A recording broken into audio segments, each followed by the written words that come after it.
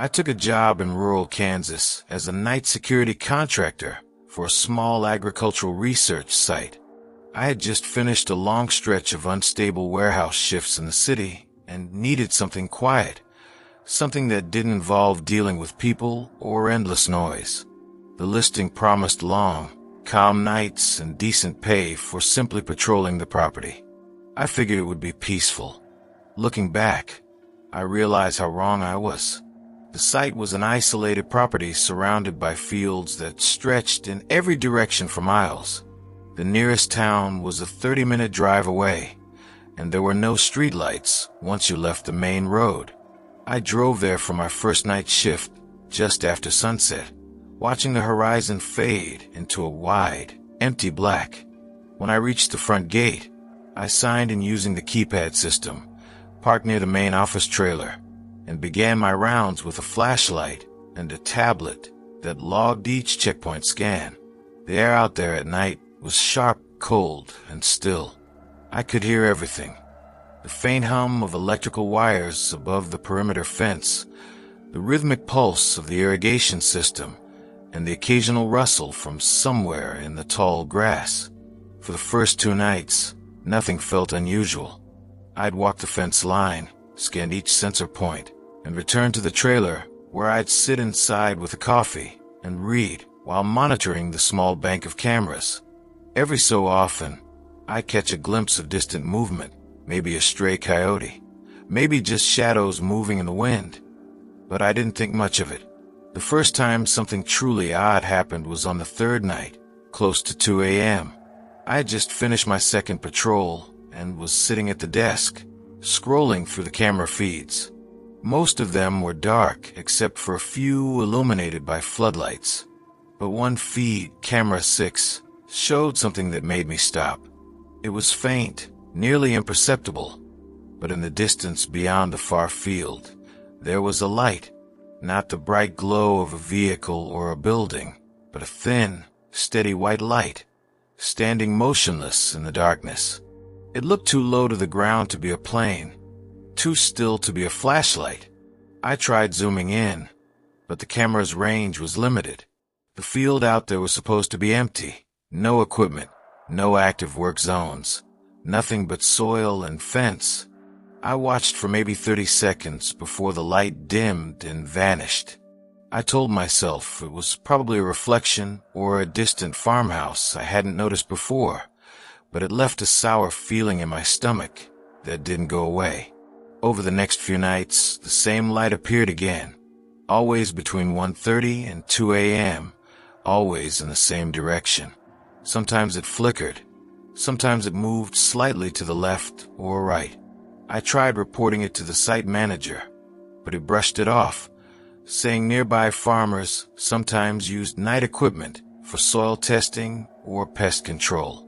But there were no signs of vehicles, no engine sounds, no tracks in the field when I checked the next morning. It was just empty. By the end of that first week, I started noticing other things. The electronic gate logs showed entries I didn't make, times where the gate seemed to open for a few seconds and close again, though I never saw headlights or heard any vehicles enter. The cameras didn't show anything except faint distortions, like static waves passing through the image. I asked about the system logs, and my supervisor insisted the gate sensors sometimes misfired because of weather. The weather had been clear for days. On the 7th night, around 2:15 a.m., I stepped outside for a quick walk. The air was unusually still. Even the wind turbines in the distance seemed motionless. When I turned my flashlight across the field, I thought I saw something out there, something faintly reflective moving low to the ground. I stared, trying to focus, but it vanished as soon as I blinked. My pulse picked up. I remember shining the light longer than I should have, scanning slowly back and forth. The beam caught a momentary glint, like eyes reflecting the light. Then nothing. When I went back inside, the cameras started flickering again. One by one, each feed stuttered and froze before going black. Only the monitor connected to camera 6 stayed on, and on that screen, I could see that same light in the distance, but this time, it was closer, much closer. It was now just beyond the inner fence, hovering near one of the corner posts. The image was shaky, grainy, but I could tell it was moving. It wasn't a steady light anymore. It pulsed faintly, almost rhythmically. I grabbed my flashlight and radio, stepping back outside. My car was about 50 yards away, parked near the gate. I looked toward the corner fence and could see a faint white glow bleeding over the grass. I felt that same pressure in my chest I used to get as a kid when I thought I saw something in my room at night. I started walking toward it slowly, crunching gravel under my boots. When I reached the fence line, the light blinked once, then vanished completely. There was no sound, no wind, no hum. Just silence so thick it felt like it was pressing against my ears. When I turned to head back, something flickered at the edge of my vision. I spun the flashlight across the field and froze. About 50 yards away, just beyond where my light reached, there was a figure. It wasn't moving. It was standing upright, completely still, facing my direction. For a second I thought it might be a scarecrow or a post. But then I saw the faint glimmer of that same white light reflecting off its shoulder. I stood there locked in place for what felt like minutes. Then the figure took one step forward. The beam from my flashlight caught a brief shape of something pale, like a face, but the details were impossible to make out before it stepped out of the light and vanished again into the dark. I didn't move for nearly a minute. When I finally did, I backed up slowly until I hit the gravel lot, then turned and went straight into the trailer. The cameras were still out except for camera 6, which now showed an empty field again. I sat there until sunrise, every noise amplified, every creak of the trailer walls sounding like footsteps. When the day staff arrived, I told them what happened, but they laughed and said the night shift can play tricks on your mind out there. I quit that same afternoon, left my badge and tablet on the desk, and drove home. A week later, the company called asking if I wanted to pick up another site assignment. I didn't even respond. Months passed, and I tried to forget about it. But sometimes when I'm driving late at night along rural stretches of road, I still glance toward distant fields and think I see that same faint glow. It's always small, always still, always too far to make sense of. I tell myself it's just another farmhouse light, but deep down, I know that it's not.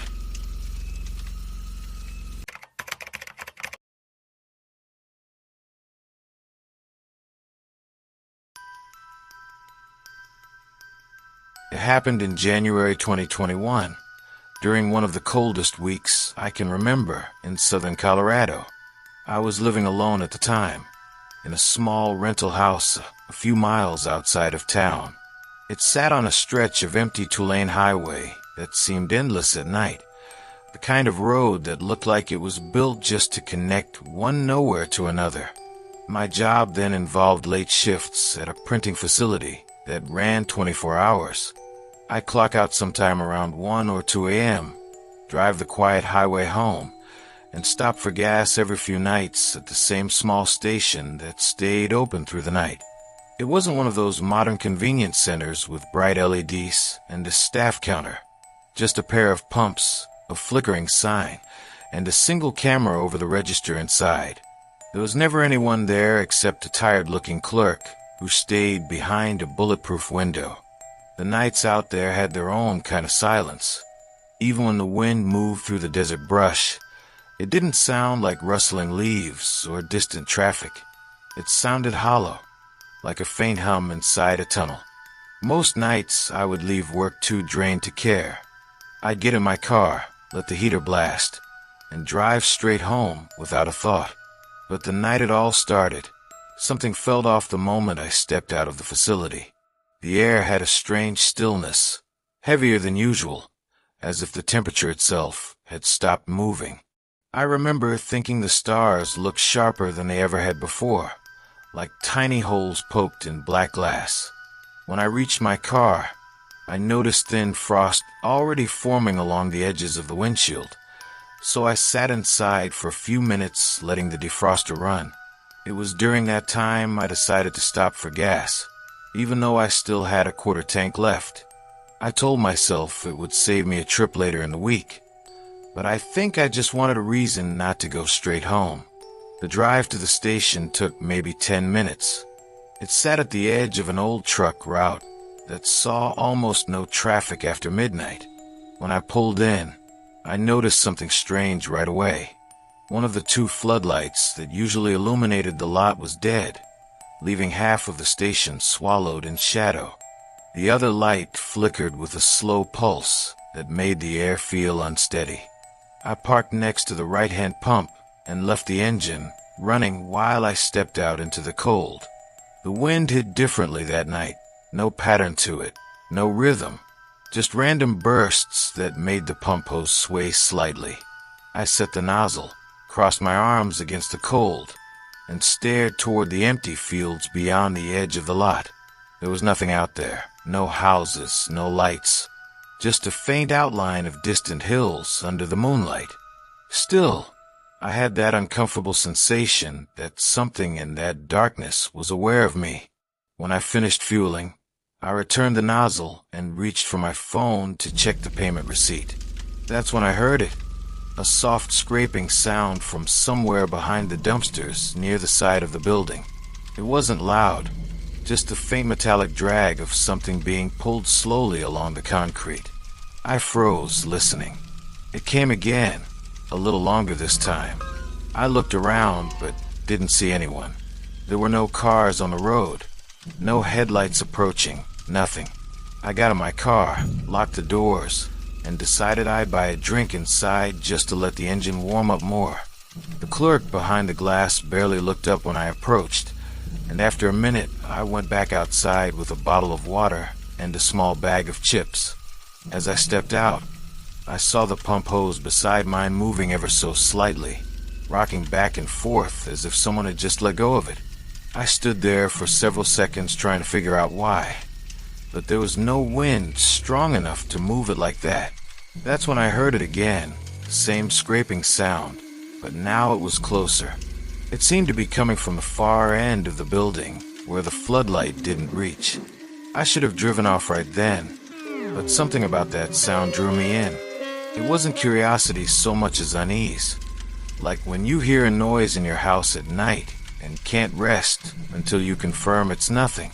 I stepped toward the corner, flashlight app open on my phone, the beam cutting through the dim light. The smell hit me before I saw anything, something like wood earth mixed with old metal. I rounded the corner and froze. There, at the edge of the darkness, was a shape crouched low to the ground. I couldn't make out what it was at first. It looked human, but off somehow, as if the limbs were bent wrong. The moment my light caught its outline, it shifted, slowly, almost lazily, and turned in my direction. I couldn't see its face, only a pale reflection where I should have been. My body moved before my mind did. I ran back to the car, slammed the door, and floored it out of the lot. The entire drive home, I couldn't shake the feeling that something was wrong behind me. I kept glancing at the mirrors, convinced I'd see another vehicle following, but the highway remained empty. When I reached my house, I parked halfway up the driveway and killed the headlights. My hands were shaking so badly, I had trouble locking the front door once I got inside. For the next 2 nights, I didn't go anywhere after work. I kept the blinds closed and left the porch light on until sunrise. I told myself I was being paranoid, that I'd just seen a stray animal or maybe a shadow, that my mind turned into something worse. But by the 3rd night, that rationalization collapsed. It was 1:47 a.m. when I heard a sound outside my window. It started subtle, like the soft brushing of a tree branch, but grew rhythmic, deliberate, the kind of movement that only happens when something's aware it's being quiet. I lay there in the dark, heart hammering, trying to convince myself it was just the wind. Then I heard it again, closer this time. A slow dragging, followed by the faintest tap against the glass. I didn't move. I didn't even breathe for what felt like a full minute. Eventually, I reached for my phone, opened the camera app, and tilted it slightly toward the curtain. The image was almost pitch black, but for a fraction of a second, I saw something. A pale shape near the window, leaning close enough that I could see the outline of a head. Then it ducked out of view. That night, I didn't sleep. I sat on the floor across the room from the window, lights on, waiting for sunrise. When it finally came, I went outside to check. There were prints in the thin layer of frost beneath the window, long, narrow, and uneven. Not animal prints, not boot marks, just impressions that looked like someone had walked barefoot across the cold ground. I tried to tell myself maybe someone from the highway had wandered onto the property, but that explanation didn't last either. Over the next week, more things happened. The motion light on my porch would flick on at random times, but the camera feed never captured anyone. My car alarm went off twice in the middle of the night, both times around 2 a.m. When I checked, there were no signs of tampering, just faint smears of dirt across the door handle. By the following weekend, I was barely sleeping. Every night I'd sit in my chair near the living room window with a flashlight, watching the empty road through the blinds. One night I thought I saw movement at the far end of the driveway, a figure standing still just past the reach of the porch light. It wasn't moving toward me, just watching. I blinked and it was gone. I started parking my car on the street instead of the driveway, just in case I needed to leave quickly. I even considered staying at a friend's place in town, but something in me refused to leave. I don't know if it was pride or fear that it might follow me there. A week after the first night at the gas station, I came home from work to find the front door open. The lock wasn't broken. It was just unlocked and pushed slightly inward. Nothing inside was disturbed, but the air felt wrong, heavy, like someone had been there only minutes earlier. I packed a duffel bag with some clothes and left that night, checking into a cheap motel near the interstate. I didn't even turn off the lights in the house when I left. For months afterward, I tried to convince myself that it was over. But even now, sometimes when I drive past lonely stretches of road late at night, I get that same heavy silence pressing in on the car. I'll glance at the mirrors and think I see movement, a shadow darting just outside the glow of the taillights, keeping perfect distance, never closing in, but never falling behind. It's been 4 years since I left that house. The gas station was torn down last summer, replaced by a newer one a few miles down the road. Still, I can't shake the feeling that whatever I saw that night didn't stay there. Sometimes, on particularly cold nights when the world goes completely still, I'll wake up with the faintest sound outside my window, the slow scrape of something against the wall, and that old, familiar silence hanging heavy in the air.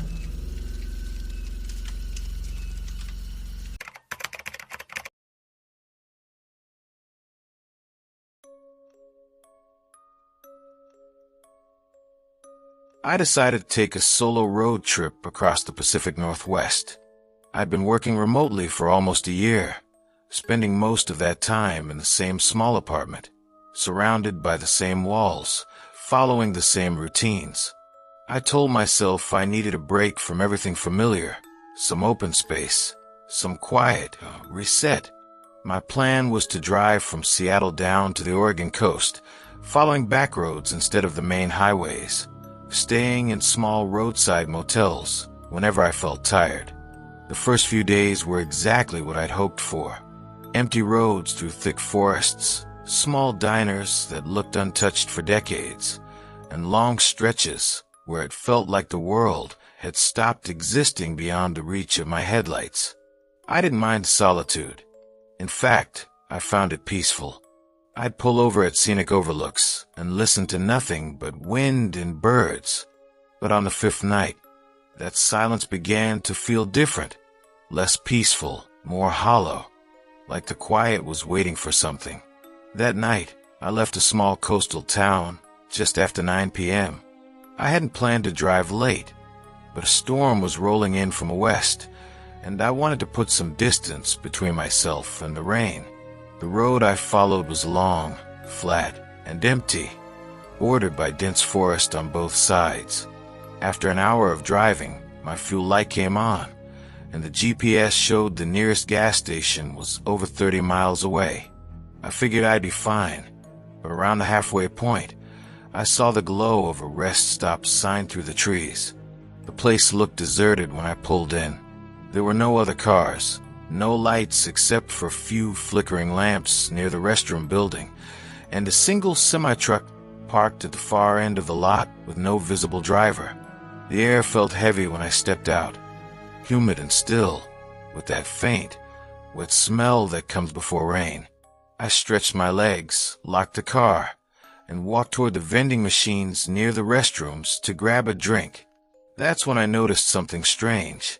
Behind the building, where the light didn't quite reach, there was a narrow fence line separating the paved lot from a small patch of overgrown brush. And beyond that fence, I could just barely make out what looked like another structure, an old maintenance shed, maybe 30 or 40 feet away. The shed had no lights, but in the weak moonlight, I could see a single open door hanging crookedly on one hinge. I didn't think much of it at first. A lot of older rest stops had old utility sheds nearby. But when I turned to head back to my car, I saw something that made my stomach tighten. There was movement behind the fence. Quick, small, just a flicker at first. I stared for a moment, tried to make sense of what I was seeing, but the shadows there were deep. Then I caught the faint outline of a person, tall, thin, standing completely still between the trees. It was impossible to see their face, but I could feel their attention. It wasn't like being watched casually. It was that heavy, specific awareness that makes your chest tighten before your mind catches up.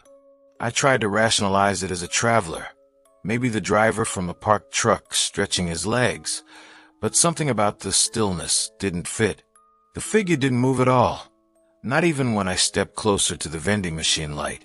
I forced myself to act normal, bought a bottle of water, and walked back to my car without looking again. As soon as I got in, I locked the doors and started the engine. When I checked the mirrors before pulling out, I could see the fence and the red glow of my taillights. The figure was still there, but now it had shifted slightly closer to the fence, angled as if it were facing my car directly. I drove off faster than I should have, trying to shake the image from my head. I told myself it was just some drifter, maybe homeless, maybe just curious. But even 20 minutes later, I couldn't get the feeling out of my chest. That sensation of someone standing completely motionless, staring through the dark. It stayed with me like a weight pressing between my ribs. When I finally reached the next gas station, I decided to stop for the night at a small roadside motel nearby. It was one of those older places with single-story units and faded paint, the kind of motel that looked like it hadn't been updated since the 80s. The room was basic but clean enough, and by then all I wanted was a few hours of sleep. But as I lay there, I couldn't relax.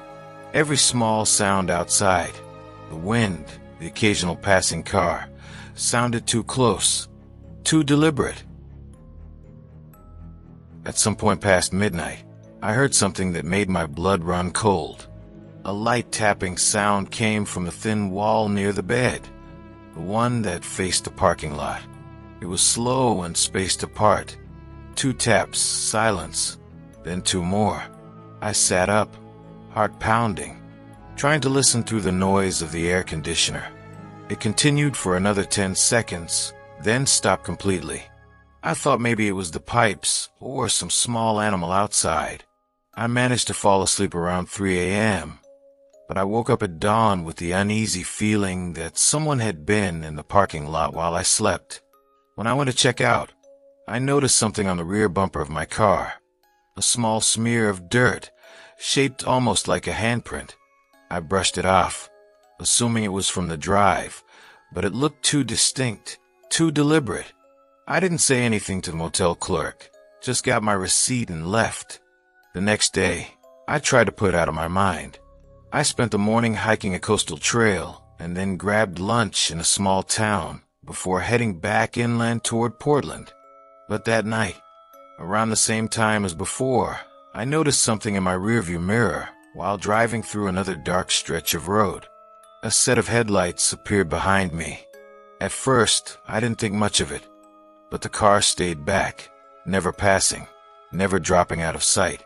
For over 30 minutes, the vehicle maintained the same distance.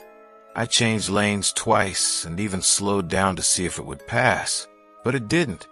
When I finally pulled into a convenience store parking lot, the car kept going without stopping. I waited a few minutes before continuing, but I couldn't shake the idea that it was the same person from the rest stop, that whoever was behind that fence had followed me. That night I stopped earlier, booking a room in a slightly larger town. I made sure to park directly under the motel's main light, facing the front desk window. The logical part of me told myself that the fear was irrational, that I'd let one strange encounter spiral into paranoia. But around 2 in the morning, I woke up suddenly with the overwhelming feeling that something had changed. It wasn't a sound that woke me, it was silence. Total, heavy silence. The air conditioner had shut off, the refrigerator hum was gone. Even the faint noise of cars outside had disappeared. I sat up and looked around. The room was dark except for the faint orange light leaking through the blinds. Then I heard it, the unmistakable sound of gravel crunching outside. I held my breath, listening. It wasn't footsteps at first, more like slow, deliberate movement, like someone dragging their feet across the parking lot. Then it stopped directly outside my door. I didn't move, didn't make a sound. I could hear the faint shift of weight on the thin porch, a creak of old wood, and then the slow scrape of something along the doorframe. I sat there frozen, gripping the blanket so tightly my hands went numb. The scraping lasted maybe 10 seconds, then stopped. I waited, counting every heartbeat.